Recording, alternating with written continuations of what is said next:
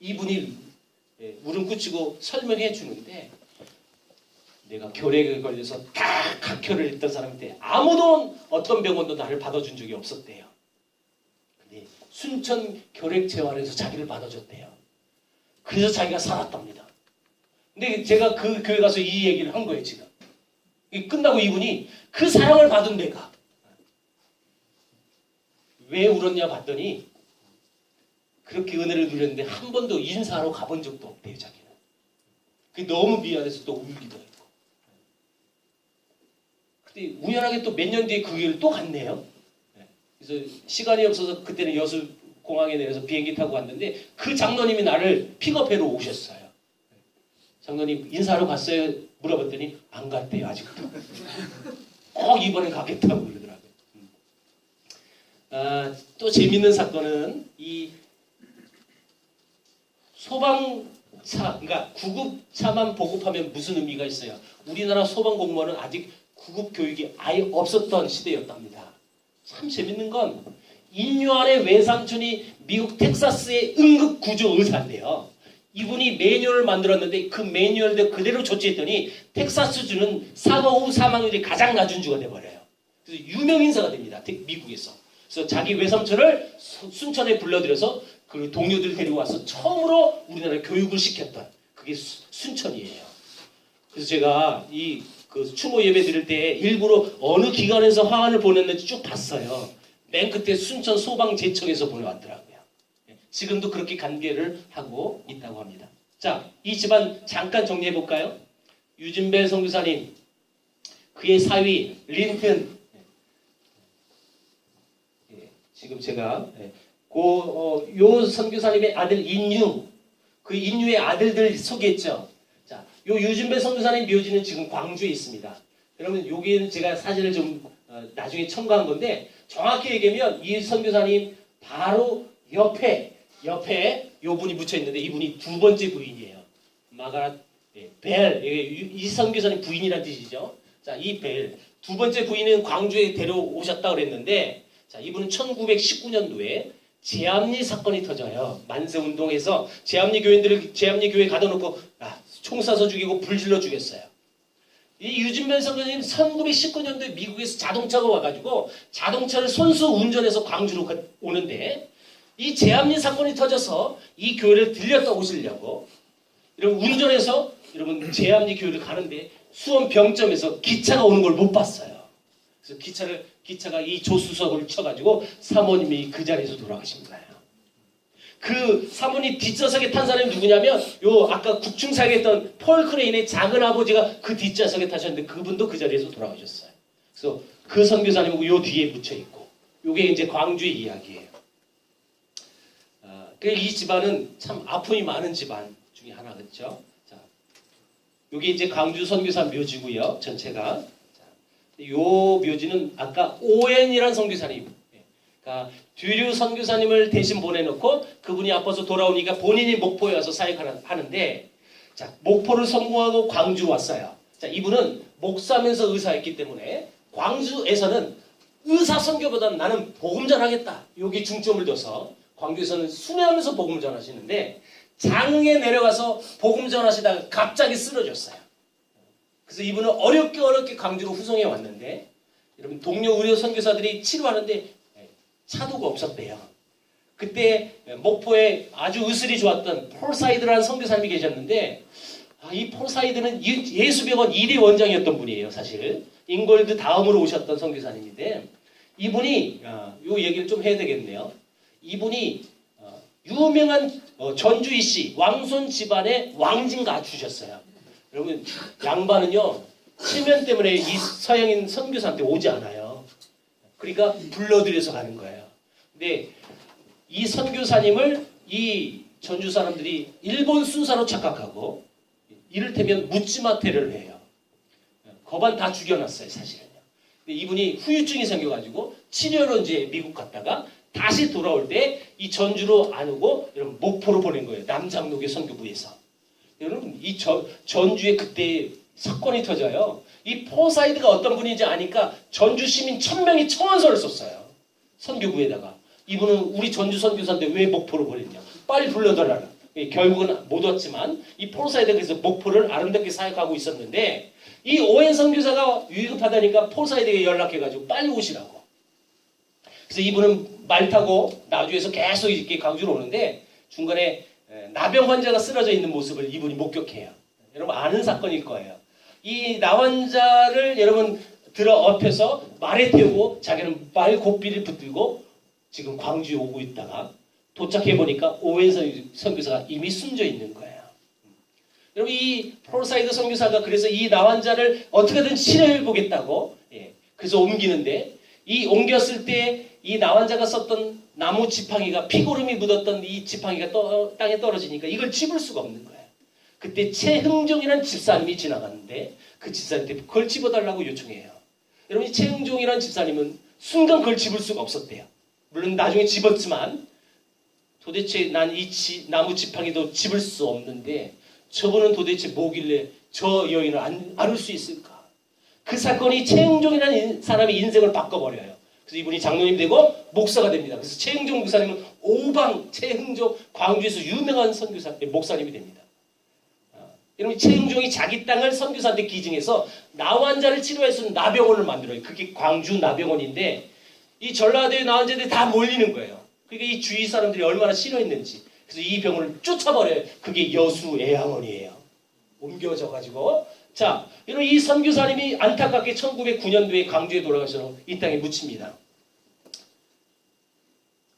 요 광주 양림교회 옆에 가보면 이 건물인데 이게 오웬 기념각이라고 이름이 있어요. 왜냐하면 오웬 선교사님이 일찍 4살 때 아버지가 죽으니까 엄마가 재혼을 하러 다른 데로 가셨어요.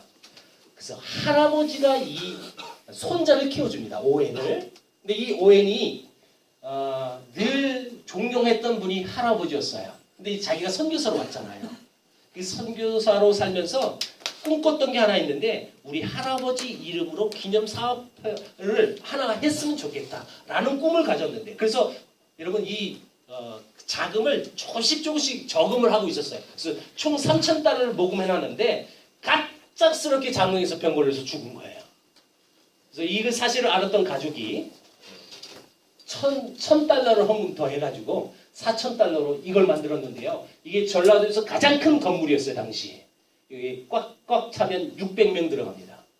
그래서 모든 부흥 집회 다 여기서 했고 이거 지금 지방 문화재로 지정돼서 함부로 고칠 수도 없고 옆에 여기가 광주에 기독 간혹대학이 있어요. 간혹대학. 그러니까 예수대학교가 똑같은 거예요. 그 대학교 강당으로 지금 쓰고 있어요. 이제 마무리할게요. 셰핑이라는 선교사님의 이야기가 요즘 많이 우리가 전달돼서 요즘 많은 분들이 알기 시작했어요. 사실 몇 년 전만 해도 이분의 이야기는 잘 알지 못했습니다.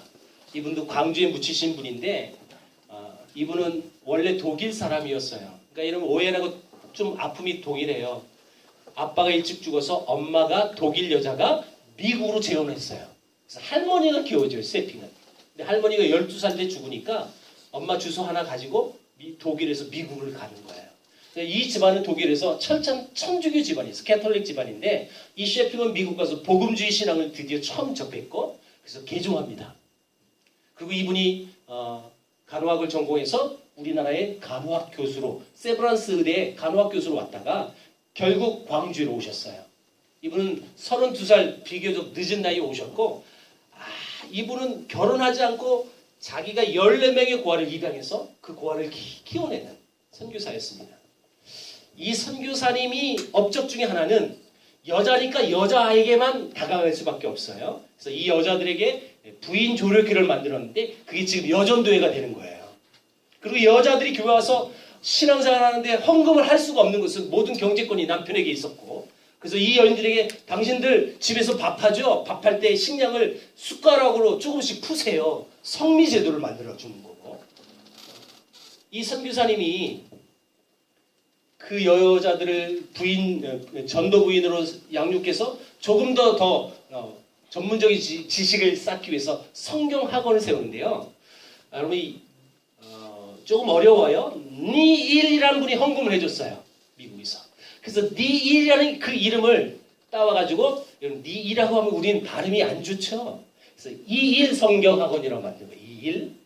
이 이일 성경학원 그리고 요거 이제 광주에 세워지는데 이 광주 전주 지역에서 서로 자기 지역에 신학교를 세우려고 서로 싸움이 있었어요. 그래서 서로 아주 공등하게 이일 성경학교 그 흐름은 이 전주 여학교 여자신학교 그리고 호남신학대학교 이렇게 해서 구분한 거예요. 그 이일 성경학원이 지금 한일장신대학이에요. 그 지금 예수병원 건너편에 그 아파트 하나 있죠. 의학박물관 옆에 그 자리가 이제 원래 자리였고 지금 이사를 간 그 뿌리가 바로 이건데요. 이 선교사님은 자기 이름을 한국식 이름을 자기가 지었어요. 셰핑 서평 비슷한데 이 서평의 의미가 있어요. 천천히 평안한 마음을 먹자. 근데 천천히는 안 돼요. 더 천천히 서서평이라고 지은 거예요. 이 선교사님이 케어하는 한 여자가 오는데 이 여자는 아들 못 낳았다고 소방맞아서 온 여자가 있어요. 이 딸 데리고 왔죠. 아들 못 낳은 게 이 며느리 잘못입니까? 우리 시어머니들은 무조건 며느리 탓이에요. 그래서 이 여인이 이 선교사님의 보호함을 받고 예수 믿기 시작합니다. 그 딸아이가 성장해서 시집을 가서 아들이 태어났는데 그 아들이 유명한 목사가 됐어요. 홍정길 목사예요. 그래서 홍정길 목사님이 이 셰핀 선교사님의 기념 사업 회장이세요 지금. 홍정길 목사님은 이 선교사님 이야기할 때 다 울어요. 이 선교사님 때문에 우리 할머니가 복음 듣고 그래서 우리 집안이 복음화가 되었다. 오늘은 호남 지역으로 중심으로 해서 얘기를 안 했지만 거제도에는 한 선교사가 복음 전해서 그 집안이 대대로 3대째 장로가 됐는데 4대째 목사가 나와요. 그분이 옥하는 목사님이에요. 이런 집안들이 굉장히 많아요. 한 가정은 저 진남포 북한에서 목포에 피난 내려왔어요. 6.25 전쟁 때문에. 근데 이 집안은 먹을 게 아무것도 없어요. 피난 내려와가지고. 그래서 이 집안을 한 선교사가 케어해 줬어요. 그때 이 집안에 5살 난 꼬마가 있었는데 이 꼬마는 어린 시절부터 이 선교사를 보고 자란 거예요. 그래서 이 꼬마는 꿈을 키워요. 하나님, 나도 저런 사람 되고 싶어요. 근데 이분은 선교사를 안 나가고 목사가 돼서 교회를 세워요. 그 교회가 온누리 교회라고 불러요. 하용조 목사님이 그래서 선교에 그렇게 목숨을 걸면서 일생을 그렇게 사셨다가 가신 거예요. 저는 온누리 교회 자주 가는데요. 저도 합동 목사예요. 충신 나왔으니까 그렇겠죠. 근데 교단은 다르고 또 온누리교회 또 욕하는 것도 있어요. 지교회 세우고 뭐 이런 거. 그거 다 배제해놓고 선교 마인드만큼은 그 교회를 따라갈 교회가 우리나라에 없어요. 여러분 아무리 큰 메가 처치라고 할지라도 선교사를 800명 이상 1년에 800명 이상 보내는 교회는 우리나라에 없어요. 엄청나게 선교합니다. 왜 그랬느냐 봤더니 하용준 목사님이 어린 시절부터 보고 자란 게 그거였어요. 그래서 하용준 목사님은 선교제 가면 항상 하는 것이 하나 있대요. 아이들 와서 아이들하고 사진 찍는 거랍니다. 이유는 단 한 가지. 내가 어린 시절 그렇게 보고 자랐던 그 꿈이 이렇게 이루어졌던 것처럼 이 아이들도 분명히 그럴 수 있다라는 거예요. 뭐 역사 이렇게 연결해서 결국은 여러분 선교로 저기를 하는 것 같아서 마음은 좀 무겁지만 있는 그대로 있는 사실 그대로 여러분에게 말씀을 드렸어요. 물론 이제 다 하지도 못했지만 한 가지 이렇게 정의하고 오늘 시간을 마무리했으면 좋겠습니다. 사실 이분들이 자기 본국에서 살았다면 아주 좋은 조건을 살 수 있었던 분이었어요. 실제로 수석 졸업한 엘리트들이 참 많이 오셨는데 그들이 평상시의 삶을 다 포기하고 아낌없이 쏟아오니까 여러분 그 은혜를 누렸던 우리 한국 사람들이 다 그 은혜를 누리게 되는 거고 그대로 고스란히 누리게 되는 거고 이 선교사님만 봐도 이분 죽을 때 왜 죽는지 몰랐어요. 이분은 선교비 오면요 요만큼만 떼놓고 나머지 다 구제했어요. 복음 전하는 일에 썼어요. 정말 자기를 위해서 쓰지 않았어요. 그래서 죽으면서 유언을 남겼는데 의료 선교사다 보니까 내 기증을 시신을 기증합니다. 해부학 교재로 쓰십시오. 그래서 세브란스 해부의 연습을 했어요. 이분 죽는 사인 몰랐거든요, 사실. 해부해서 알았어요. 영양실조였어요. 이 땅에서 어떻게 살아갔는지를 알 수 있는 거예요. 이분 죽었을 때 이분 유품을 정리했대요. 정리할 유품이 아무것도 안 나와요. 동전 몇 개 나왔답니다. 그리고 담요 반장. 그것도 한 장이었는데 얼마 전에 거지가 와서 반장 찢어준 거래요. 여러분 이런 이야기를 들어보면 왜 이들이 이렇게 와서 살았는지 그리고 무엇에 가치를 두고 일평생 살았는지를 알 수가 있는 거죠. 저는 참 감사한 것은 이 전라도의 복음화율이 참 높아요.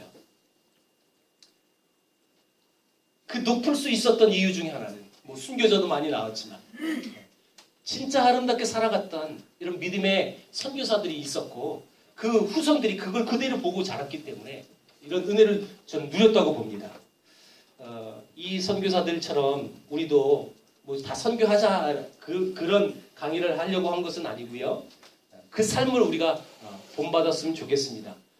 과연 뭐 제가 부족한 제가 선배님들 앞에서 말할 수 있는 자격도 없지만 이 선교사님을 연구한 한 사람으로서 그들이 어떻게 살았는지 또 무엇을 위해 살았는지를 본다면 우리의 또 갈 방향도 분명히 보여질 거라고 믿습니다. 제가 기도하고 오늘 마무리하겠습니다.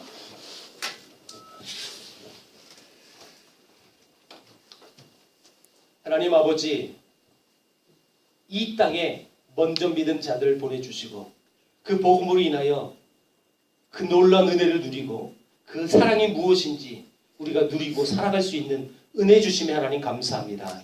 이 귀한 선교사들의 삶들처럼 우리 또한 나 자신을 주께 드리고 또 주를 위하여 삶을 살아갈 때 우리를 통하여 수많은 영혼들이 주께 돌아오고 우리를 통하여 열방이 살아날 수 있는 그런 축복의 통로의 삶을 우리 모두가 살아낼 수 있도록 인도하여 주옵소서. 예수님의 이름으로 기도하옵나이다. 아멘.